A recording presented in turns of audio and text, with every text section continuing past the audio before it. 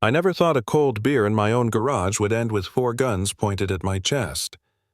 All because one woman decided that 3 black men laughing together must be criminals. And the wildest part, she called the cops without realizing we were the cops. It started like any normal Saturday night. My buddies Mike and Chris had dropped by after a long week. We were just sitting in lawn chairs drinking light beer listening to some CCR on the radio. My garage door was open, the crickets were singing, and for once, life felt calm. Then I heard the click of high heels on concrete. She appeared right at the edge of my driveway. Blonde hair, perfectly pressed. White blazer, pearl earrings, looking like she just walked out of a country club meeting. She didn't say hello, didn't ask us to turn down the music. She just yelled, "Are you deaf, boy? This isn't the ghetto. Your kind needs to leave." For a second, everything froze. Even the music seemed to stop. I took a breath, put my beer down, and said as calmly as I could, "Ma'am, I think you might be mistaken. This is my house." I even smiled a little, the kind of polite smile we're trained to use on the job to diffuse a situation. But it was like throwing water on a grease fire. She just got louder. "Your house?" she snapped. "Don't lie to me. People like you don't live in houses like this." Chris gave a short, disbelieving laugh, and that set her off even more. "You think this is funny? You're a danger to my children. You're lowering our property values." She was pacing now, pointing a shaking finger at us. "I'll call the HOA if I have to. You people don't belong here." That was when I realized who she was. Karen Whitfield, the president of the Brookhaven Hills HOA. The self-appointed guardian of suburban purity. I tried again, still calm. "Ma'am, I'm James Carter. I own this house. I've lived here for 2 years." She looked at me like I'd just confessed to murder. "Don't you dare come near me," she screamed, fumbling into her designer purse. "You're trying to intimidate me, a classic thug tactic." Then she did it. She dialed 911 right there in front of us. "Yes, I need officers immediately," she said into the phone, her voice trembling theatrically. "There are 3 of them. They look like gang members. They're drinking, getting aggressive." Yes, they're black. I'm terrified. I felt my stomach drop. She was building a story that could get us killed. Mike leaned back, arms crossed, that half smirk on his face like, "Oh, this is gonna be something." Chris, ever the smart one, quietly pulled out his phone and started recording. 5 minutes later, the sirens came. 2 squad cars and a supervisor SUV screeched to a stop in front of my house lights, flashing red and blue across the neighborhood. 4 officers jumped out, guns drawn. "Show me your hands. Do it now." I froze. For a split second, I wasn't a cop anymore. I was just another black man with a beer in his hand staring down the barrel of a Glock. I slowly raised my hands, motioned for Mike and Chris to do the same. We did exactly what we were told. The lead sergeant stepped forward, gun trained right on me. Then he squinted through the flashing lights and blinked. "James, Chris, Mike. What the hell is going on here?" It was Sergeant Miller, a guy we'd worked with on a joint task force a few years back. His weapon dropped instantly. The other officers followed suit, confusion written all over their faces. Karen, standing proudly on the sidewalk, suddenly looked like she'd swallowed a lemon. Miller turned toward her. "Ma'am, these men are police officers. This is Officer Carter's home." She staggered back, shaking her head. No, you're lying. They're criminals." But Miller was already radioing dispatch to cancel the Code 3 call. That's when she snapped. She ran to her white Lexus, slammed the door, and right in front of 4 cops threw it in reverse. Tires screeched and she plowed straight into my white picket fence. Wood splintered, the sound echoing like gunfire through the quiet street. Then she peeled off, disappearing down the road. Miller just stared, radio still in his hand. "Dispatch, suspect from the false report. Call just committed a felony hit and run," he said, voice flat. White Lexus SUV. I spent the next morning staring at the wrecked fence with a cup of cold coffee. The wood was snapped clean in half, a perfect metaphor for the whole damn situation. Something peaceful, broken by hate. That afternoon my captain called. "James," he said, heavy tone. "That woman's got a lawyer. She's claiming you intimidated her. Internal Affairs will need to open a file." I felt my jaw tighten. "Sir, we were in my garage." "I know," he sighed. "Just be ready for interviews." So yeah, the homeowner, the victim of a racist false report and property destruction, was now under investigation. It's a special kind of hell when the system you serve turns its microscope on you. Then it got worse.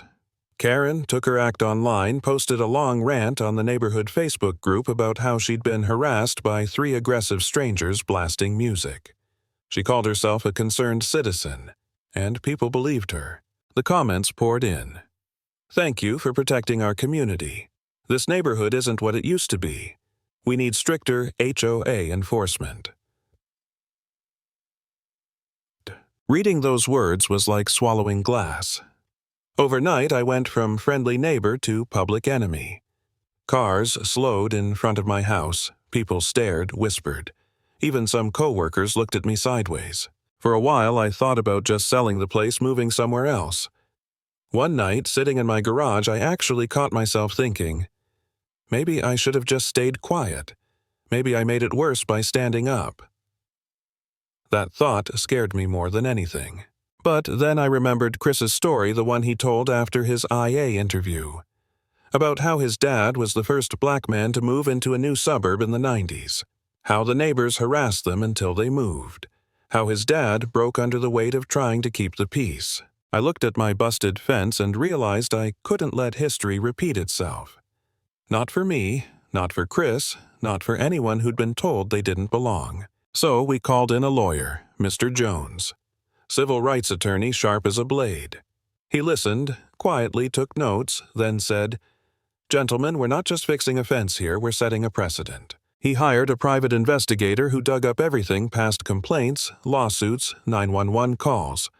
Turns out, Karen had a long record of terrorizing people who didn't fit her standards. She'd called the cops on a Filipino family for cooking smelly food, filed a petition to ban kids from playing basketball on the street, sued a teenage landscaper for disrespect. She was a serial bully, and we finally had proof. Then came the twist. My neighbor Frank, the quiet older guy across the street, knocked on my door one morning. "Hey, James," he said, "I think my security cameras might have caught the whole thing that night." He wasn't kidding. His footage had everything: her racist rant, the fake 911 call, the cops showing up, even her backing into my fence. You could hear every word crystal clear. We handed it straight to Jones. He smiled like a man holding the winning lottery ticket. "Well, gentlemen," he said, "she's finished." A week later, Jones sent the video to her lawyer and the district attorney. Within 24 hours, everything changed. The DA dropped the plea deal and moved to pursue maximum charges. Her lawyer called the next morning, voice flat. "My client is prepared to discuss a settlement." But we weren't settling quietly. Jones filed a civil suit: defamation, false reporting, destruction of property, and emotional distress. HOA, president or not, she was about to face real accountability. When she walked into her deposition, she looked like a ghost. Gone was the polished suburban queen. She was pale, shaking, barely holding it together. Jones went to work calm and surgical. "Ms. Whitfield," he began, "you stated on 911 that the men were aggressive gang members. What exactly were they doing?" She hesitated. "They were sitting there, drinking. In their own garage." "Yes, but it was loud." "Loud?" He raised an eyebrow. "Were they listening to gangster rap?" She blinked. "I think so." Jones leaned forward, voice smooth as glass. "Really? Because they were listening to Creedence Clearwater Revival. So tell me, did you mistake John Fogerty for Jay-Z?" Her lawyer objected, but it was too late. The room erupted in uncomfortable silence. Then Jones hit her with the past cases: the Filipino family, the landscaper, the mixed-race grandson she'd called CPS on. Each question stripped another layer of her composure until she broke down crying, shouting that she was the real victim. By the time she left, her credibility was gone, and she knew it. When Internal Affairs got that video, they dropped our investigation immediately. The Civilian Complaint Board followed suit. Even Captain Peterson called me in looking sheepish.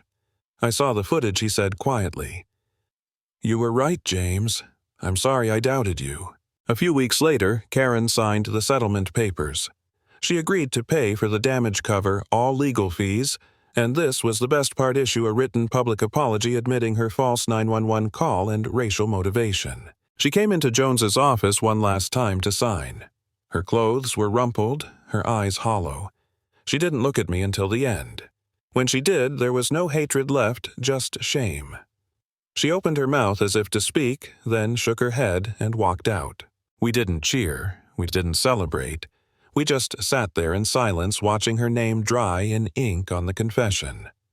Justice doesn't always feel like victory. It feels heavy, like finally exhaling after holding your breath too long.